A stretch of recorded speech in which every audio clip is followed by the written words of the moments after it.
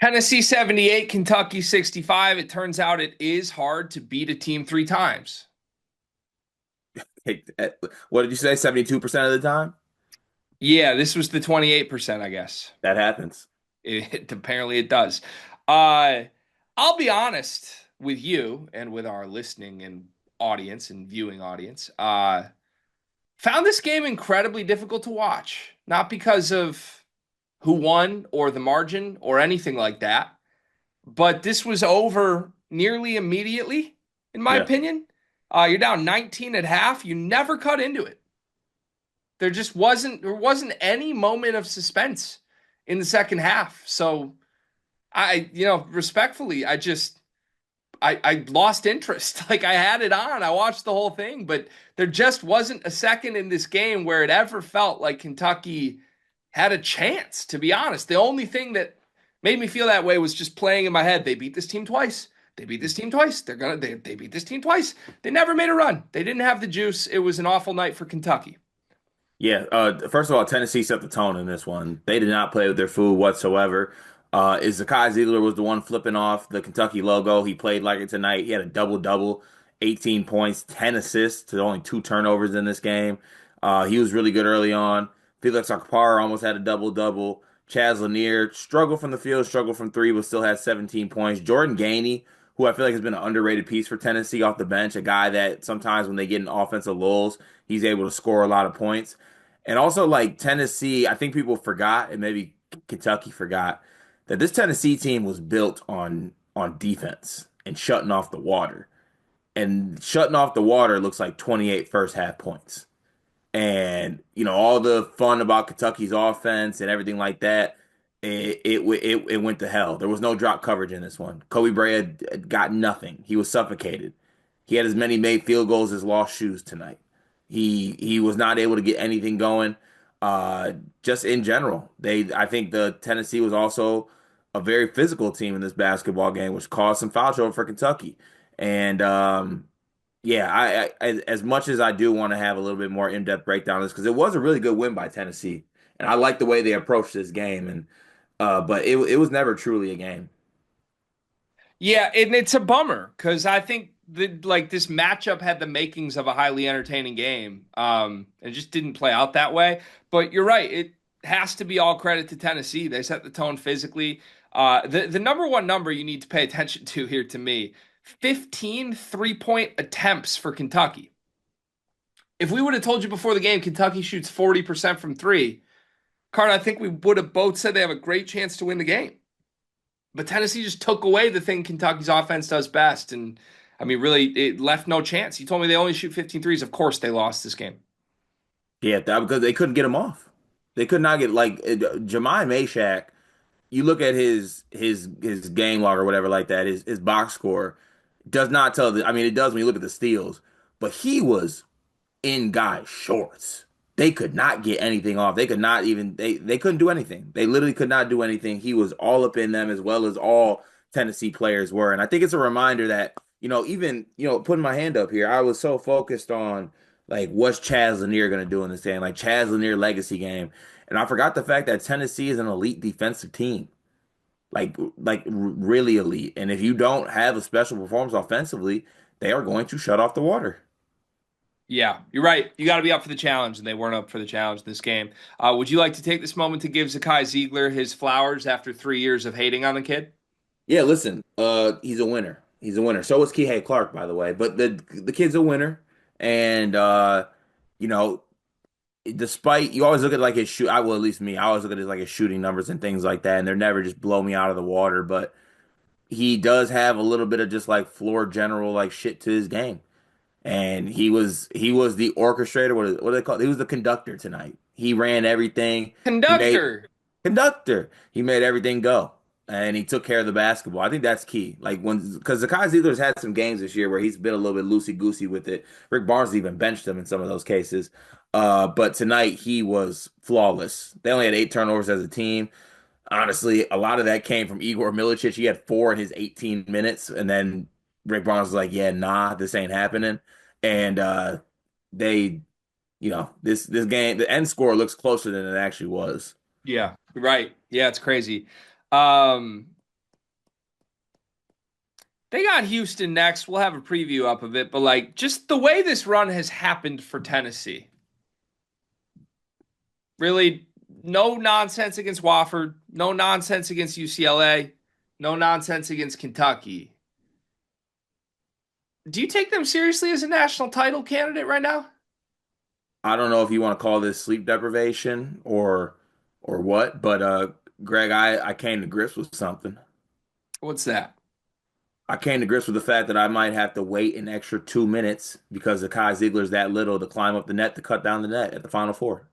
It just feels like I don't know, like they kind of feel like the big sleepy elephant in the room. Like we're all, oh, it's gonna be the one seed, it's gonna be the one seed, they're so good, one seed, ah. And instead, like Tennessee can match Houston's physicality. They have the superstar that it's not Dalton Connect, but like basically the same thing as last year. They got all this experience. Akpara is actually playing really well. Like, I mean, you kind of said it. I don't know if like someone like talked you out of it or like didn't like for some reason you didn't like want to fully go there, but this team has beat some of like the best favorite teams in the sport. yeah, They beat Bama. They have beat Auburn. They have beat Florida.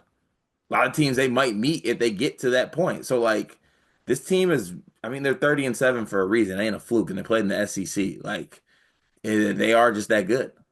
yeah. By the transitive property, 30-7 in the SEC this year is like 34-3. Right. So yeah, pretty incredible. Rick Barnes, we can kill all the March shit with him, right? Or does he need to make a Final Four to actually kill it? Rick Barnes has made a Final Four, correct? Long time ago. Long time ago.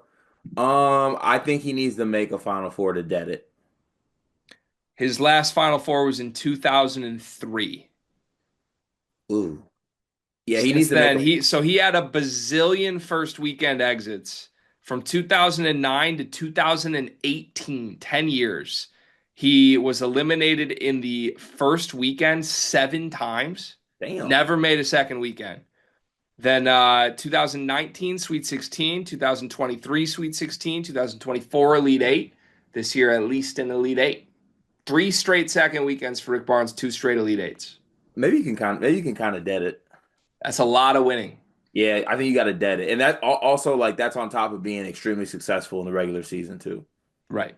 which means something. Like over a large sample size of 30 something plus games, you were one of the better teams in the country.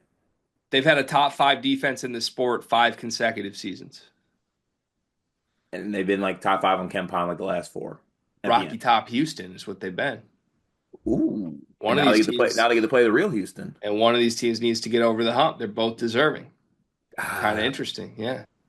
We I know how can't to sell, don't we? Yeah, it's I can't nice. wait for these games. Mark Pope, year one. I saw a lot of smashing success from Kentucky fans after this. I also saw a lot of same old Cal when they lost in the Sweet 16 yesterday. So Kentucky fans calling a smashing success losing in the Sweet 16 for Mark Pope. You okay with that? Smashing is crazy. Smashing is a word that we don't need to use. Good year one for Mark Pope. Like you're the grader here, you're a teacher. Out of 100, you circle it in red in the top right. What grade did Mark Pope get for his homework here? 82, 83. Okay. You're not gonna staple it on the fridge, but like I don't think you can staple a fridge. And I like Mark. That's why, if I was a teacher, I'd give kids I like a little bit more of a better grade based off the fact that I like them. If this was Mike Woodson who spit out these results, what grade would he have gotten from you? Zero. Zero, and I would have planted drugs in his locker. Just incomplete. Okay. Because, I mean, look, if we were being realistic, like good year also, you got your ass whooped in Sweet 16 game. Yeah. But, injuries and it's year one. You also like lose this game and lose Donovan Dent all in the same span of 2 hours. That's tough. It is tough, isn't it? Yeah.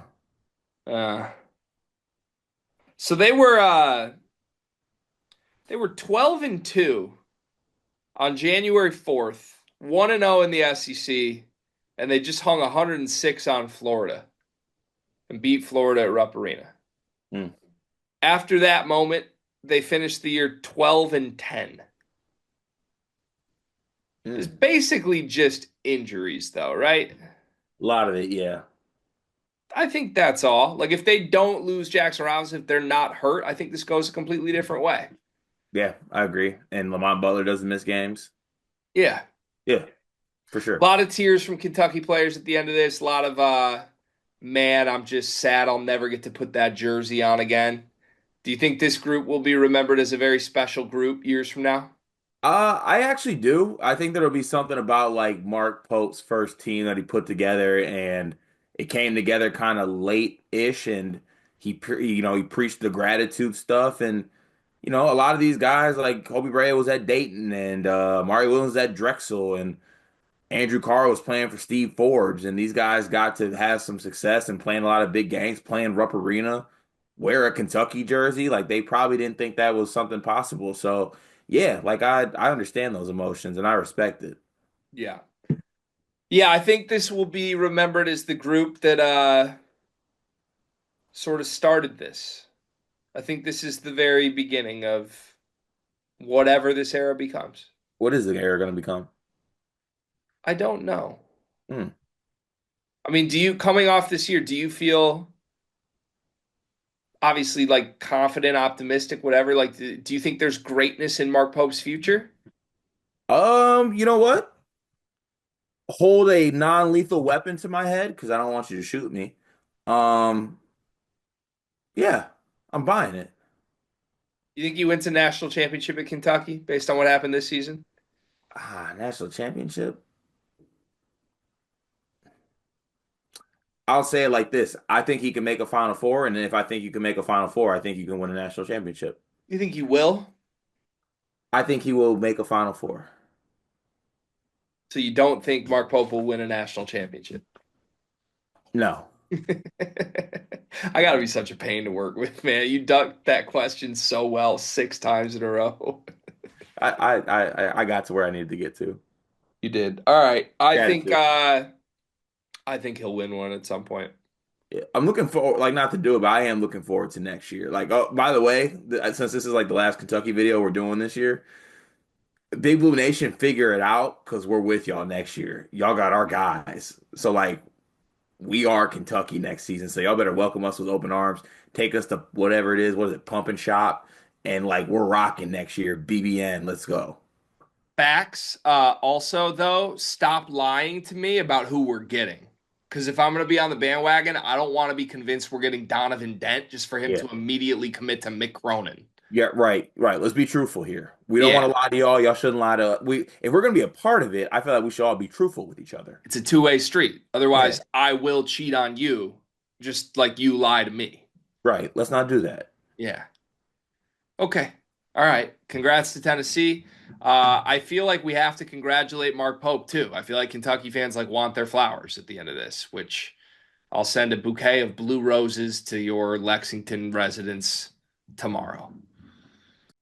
It is March, and that means that March Madness is upon us. And if you are looking for a place to play, Underdog Fantasy has you covered.